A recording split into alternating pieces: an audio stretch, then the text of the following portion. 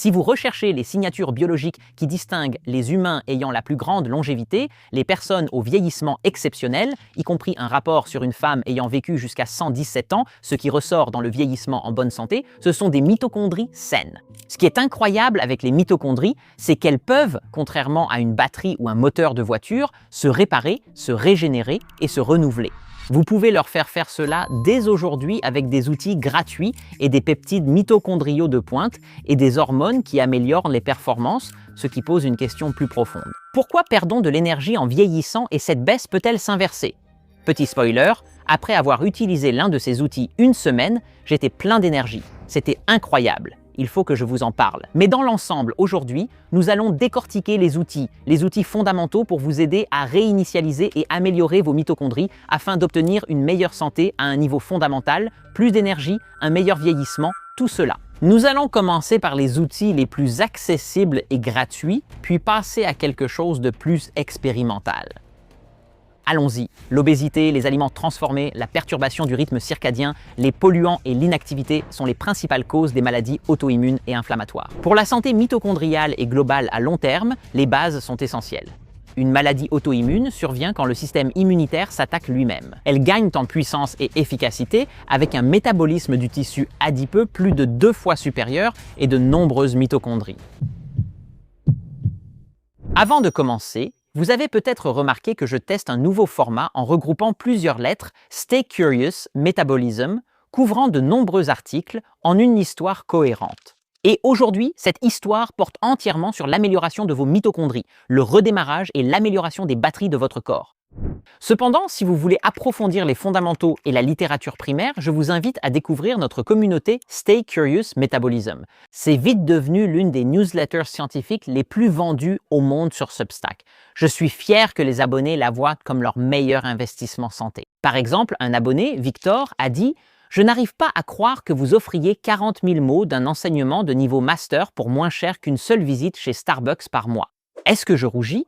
Quoi qu'il en soit, si vous voulez aller encore plus loin avec moi et obtenir des informations que vous ne trouverez nulle part ailleurs sur tout ce qui concerne la santé métabolique, n'hésitez pas à y jeter un œil après avoir regardé cette vidéo. Construisons donc notre feuille de route comme les mitochondries produisent l'ATP. Nous aborderons d'abord des outils gratuits essentiels pour vos mitochondries à utiliser le matin dehors, en cuisine ou dans votre routine.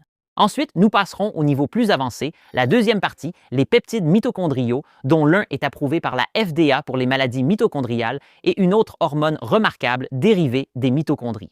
Et enfin, dans la troisième partie, nous allons avoir un aperçu du futur de la santé mitochondriale. Alors commençons. Première partie, outils gratuits et fondamentaux. Commençons par le début de votre journée lorsque vous saluez le soleil. À moins, bien sûr, que vous ne viviez à Boston en hiver et que vous ne passiez plusieurs mois de l'année comme un golem en manque de vitamine D. Blague à part, la lumière du soleil le matin a un effet intéressant. Cela déclenche une danse mitochondriale. Qu'est-ce que je veux dire par là? Eh bien, vos mitochondries ne sont pas de petites batteries fixes et statiques. Elles fluctuent et évoluent. Elles fusionnent littéralement entre elles, puis se séparent dans un processus dynamique appelé fusion et fission. Et cette danse mitochondriale de fusion et de fission est d'une importance cruciale pour maintenir la fonction mitochondriale. Lorsque les mitochondries fusionnent, elles deviennent effectivement plus puissantes et plus efficaces. La séparation ou fission est aussi essentielle. Elle permet d'isoler les composants mitochondriaux vieux ou endommagés pour qu'ils soient décomposés et recyclés via la mitophagie. Ou pour simplifier et par analogie, imaginez si les batteries de votre téléphone pouvaient fusionner en une super batterie lorsque la demande augmente, puis se séparer pour se réparer elles-mêmes. C'est ce qui se passe dans vos mitochondries, des billions et des billions de fois par jour. Oui, des billions avec un B. Il y a énormément de mitochondries. Quoi qu'il en soit, cet équilibre entre la fusion et la fission, la construction et la décomposition est dicté par la lumière et le rythme circadien. Un article fascinant a été publié à Oxford l'an dernier, justement par le département où j'ai fait mon doctorat, physiologie, anatomie et génétique. Quoi qu'il en soit, il a identifié la danse de la fusion et de la fission mitochondriale comme l'un des principaux moteurs du sommeil. Certaines expériences sont impossibles chez l'humain pour des raisons éthiques ou pratiques, comme modifier génétiquement une personne pour influencer ses mitochondries. En manipulant la fusion et la fission mitochondriale chez les animaux, les chercheurs peuvent réellement modifier l'envie et le besoin de dormir. C'est une danse bidirectionnelle. La lumière régule la dynamique mitochondriale, la danse des mitochondries, et la dynamique mitochondriale régule le sommeil. Donc, si on prend du recul, si la lumière aide à réguler la dynamique mitochondriale et que la dynamique mitochondriale dicte en fin de compte la fonction à long terme de pratiquement tous les organes de votre corps, on revient à cette question. Quelle est l'information concrète à en tirer? Eh bien, la voici. Dans la mesure du possible, exposez-vous à la lumière du soleil le matin, ou si ce n'est pas faisable, procurez-vous une lampe de 10 000 lux. Ça coûte environ 40 $ sur Amazon, 40 $ sur Amazon. Et il fallait que la mienne tombe en panne, littéralement en ce moment. Limitez l'exposition à la lumière artificielle vive la nuit. Aussi basique que cela puisse paraître, en gros, cela aide à initier et synchroniser la danse mitochondriale, la fusion et la fission de vos mitochondries dans le cadre d'un rythme circadien approprié sur le plan évolutif. Ainsi, cela contribue sûrement à maintenir la fonction et la santé des mitochondries sur le long terme, sur des années, sur des décennies, dans tout votre corps. S'exposer au soleil le matin et limiter la lumière artificielle la nuit revient à avoir un chef d'orchestre pour une symphonie harmonieuse. Alors, quand le soleil se lève, dites-lui bonjour. Stay curious, side quest. Maintenant, je dois vous emmener dans une petite parenthèse un peu plus scientifique, car il existe une hypothèse fascinante au sujet des mitochondries. Plus précisément, l'idée que des mitochondries perméables pourraient être à l'origine de nombreuses maladies auto-immunes et inflammatoires. Un article publié dans Nature avance une théorie remarquable. Un grand nombre de maladies auto-immunes et inflammatoires résulteraient d'une rupture de l'ancienne relation de coopération entre votre organisme et vos mitochondries. Pour comprendre cette théorie, il faut se rappeler que les mitochondries étaient autrefois des organismes libres, semblables à des bactéries, qui ont fusionné avec nos cellules il y a environ 2 milliards d'années, lors d'un processus appelé endosymbiose. Endo signifie à l'intérieur, sym signifie ensemble, et biose signifie vivre. Endosymbiose. En gros, vos mitochondries sont comme d'anciennes bactéries ayant trouvé refuge dans nos cellules et concluent un traité de paix avec elles il y a des milliards d'années. Mais considérez que, en raison de leurs origines étrangères, les mitochondries conservent encore des signatures similaires à celles des bactéries que notre système immunitaire humain peut reconnaître comme étrangères ou envahissantes. Quoi? Que faites-vous dans mon marais? Normalement, les mitochondries sont gardées en sécurité à l'intérieur de la cellule. Mais en cas de stress ou de dysfonctionnement, le contenu des mitochondries peut s'échapper et déclencher une réponse immunitaire inflammatoire. Les chercheurs estiment que la rupture de l'endosymbiose ou la fuite des mitochondries pourrait être l'une des causes profondes des maladies inflammatoires et auto-immunes, comme la maladie inflammatoire de l'intestin. Oui, à 15 ans, j'ai commencé à aller aux toilettes 8 à 10 fois par jour sans digérer aucun aliment. Lupus, polyarthrite rhumatoïde, sclérose en plaques. En d'autres termes, les maladies auto-immunes pourraient représenter une rupture des relations diplomatiques entre nos cellules et leurs anciens partenaires bactériens énergétiques, les mitochondries. Et surtout, qu'est-ce qui semble rendre les mitochondries perméables au départ? Les caractéristiques de la vie moderne. L'obésité, la nourriture transformée, je prépare des gaufres, la perturbation du rythme circadien, les polluants environnementaux et l'inactivité physique. Suis-je en train de dire que des allées réguliers chez McDonald's peuvent faire fuir le contenu de vos mitochondries, ce qui déclenche des maladies chroniques? Eh bien, je ne dis pas ça. Stay curious, side quest. Revenons maintenant au fil principal de notre discussion. Avant d'aborder des sujets plus avancés, je tiens à souligner une chose. Lorsqu'il est question de la santé des mitochondries à long terme et de votre santé en général, les bases sont essentielles. Bien dormir, faire de l'exercice, éviter autant que possible les polluants environnementaux et adopter une alimentation composée d'aliments peu transformés. Si vous ne faites pas déjà ces choses-là, chercher à optimiser les détails, comme nous allons le faire maintenant, revient un peu à prendre une gomme multivitaminée tout en se nourrissant essentiellement de restauration rapide. Cela dit, si vos bases sont presque optimisées, il peut y avoir des moyens d'améliorer encore davantage la fonction de vos mitochondries, de les perfectionner. Et une approche particulièrement intéressante est un régime cétogène. Les régimes cétogènes sont souvent évoqués pour la perte de poids, la gestion de la glycémie ou l'énergie cérébrale via les corps cétoniques. Leurs effets semblent aussi toucher plus profondément notre métabolisme énergétique en affectant nos mitochondries. Après tout, si vous réduisez les glucides et que vous faites passer le métabolisme de tout votre corps de l'utilisation des glucides à celle des graisses, il n'est peut-être pas surprenant que les organites responsables de la production d'énergie à partir des graisses, les mitochondries, changent également. Plus précisément, lorsque les animaux sont nourris avec un régime cétogène, leurs mitochondries semblent devenir physiquement plus grandes, plus nombreuses et plus puissantes. Vous pouvez le voir ici. Voici une image de microscopie électronique. Le M indique l'agrandissement des mitochondries sous régime cétogène. Regardez aussi le L. correspondant aux gouttelettes lipidiques. Contrairement aux mitochondries qui grossissent, les gouttelettes lipidiques rétrécissent, se multiplient et augmentent la surface, améliorant la combustion des graisses pour produire de l'énergie. Les régimes cétogènes modifient le tissu adipeux pour optimiser la combustion des graisses avec des mitochondries plus grandes et davantage de petites gouttelettes lipidiques. Cela paraît logique. Lorsque les glucides se raréfient, le corps doit améliorer la machinerie nécessaire pour fonctionner avec les graisses, notamment les mitochondries. J'ai parlé de données animales. Observe-t-on des signaux similaires chez l'humain? Oui, c'est le cas. Dans des études contrôlées d'alimentation chez l'humain, lorsque les calories provenant des glucides sont progressivement remplacées par des calories provenant des graisses tout en essayant de maintenir le poids, la dépense énergétique chez l'humain augmente avec les régimes plus pauvres en glucides. Et lorsque les chercheurs effectuent des biopsies musculaires chez ces participants dans ces études, qu'est-ce qu'ils trouvent? Une augmentation de la puissance mitochondriale. En d'autres termes, exactement le type d'adaptation mitochondriale auquel on pourrait s'attendre. Mais ne vous contentez pas de me croire sur parole. J'ai en fait contacté l'auteur principal de cette recherche, le professeur Ben Bikman, un universitaire respecté, un nom que vous connaissez, et un ami à moi. Voici ce qu'il avait à dire. Nous avons découvert que lorsque les cétones sont élevés, les cellules graisseuses brûlent plus vite. Autrement dit, leur taux métabolique augmente. En fait, nous avons confirmé cela dans les 3 modèles biomédicaux couramment utilisés. Des modèles avec des cellules graisseuses cultivées en boîte de pétri du tissu adipeux de rongeurs et du tissu adipeux humain prélevés à partir de petites biopsies de graisse au niveau de l'abdomen. En fait, chez les humains, lorsqu'ils étaient en cétose, leur taux métabolique dans le tissu adipeux était plus de 2 fois supérieur à ce qu'il était lorsque leur cétone n'était pas élevée. Une vision plus large émerge. Au niveau microscopique, les régimes cétogènes et pauvres en glucides modifient la structure et la fonction des mitochondries. Les humains voient leur capacité mitochondriale et leurs dépenses énergétiques augmenter avec les régimes cétogènes. Je promets que c'est la dernière digression. Ensuite, nous allons passer aux outils plus avancés. Mais je dois d'abord vous parler d'un outil fondamental et d'un nouvel article qui est sorti hier, au moment où nous enregistrons ceci, et qui m'a vraiment époustouflé.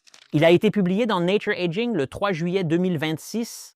Ils ont prélevé des biopsies musculaires chez des humains, jeunes adultes et adultes plus âgés, avec différents niveaux de forme et d'entraînement. Donc entraînés, normaux et ensuite physiquement diminués. Et ils se sont posé la question, qu'est-ce qui change dans les muscles humains en termes d'expression génétique avec l'âge et qu'est-ce qui ne change pas si les adultes sont entraînés et en forme?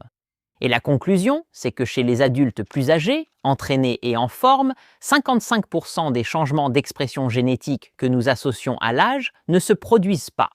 Ils étaient absents et ces 55% étaient surreprésentés dans les voies liées aux mitochondries et au métabolisme énergétique. Donc, la conclusion, c'est que ces changements que l'on pense se produire dans le muscle avec l'âge pour ralentir votre métabolisme, comme la diminution des complexes mitochondriaux 1 et 4, par exemple, ne se produisent pas si vous restez entraîné, en forme et que vous faites de l'exercice. Donc, en réalité, ce que je dis ici, c'est que l'exercice ne consiste pas seulement à construire une réserve musculaire, cela modifie le fonctionnement même de vos mitochondries pour préserver la jeunesse en vieillissant. Incroyable, non? Plus d'infos ci-dessous et comme promis, passons à des sujets plus avancés. Passons maintenant à quelque chose de plus innovant. Que se passe-t-il si nous ciblons directement les mitochondries? Passons à la deuxième partie, les peptides mitochondriaux. Allons encore plus loin et parlons des peptides, en commençant par l'un d'eux appelé SS31, ce qui signifie Super Soldat 31. Pas vraiment, j'ai complètement inventé ça, mais ce serait cool, non? Bref, pour comprendre pourquoi SS31 est important, il faut en savoir un peu plus sur la biologie mitochondriale. Alors tenez bon pendant qu'on plonge dans les mitochondries, littéralement. À l'intérieur des mitochondries se trouve une membrane interne très repliée où la production d'énergie a réellement lieu. C'est comme faire tenir toute une centrale électrique dans des plis d'origami microscopiques.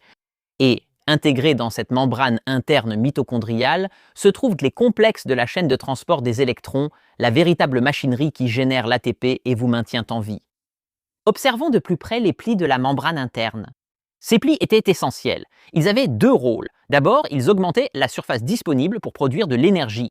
Mais peut-être plus important encore, ils organisent la façon dont les machines à l'intérieur des mitochondries interagissent entre elles.